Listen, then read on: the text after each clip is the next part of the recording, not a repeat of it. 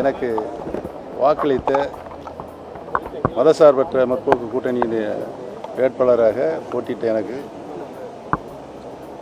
திராவிட முன்னேற்ற கழகத்தினுடைய வெற்றி சின்னமாகவும் உதயசூரியன் சின்னத்தில் வாக்களித்த பெருமக்களுக்கு என்னுடைய இதயபூர்வமான நன்றியை தெரிவித்துக் கொள்கிறேன்.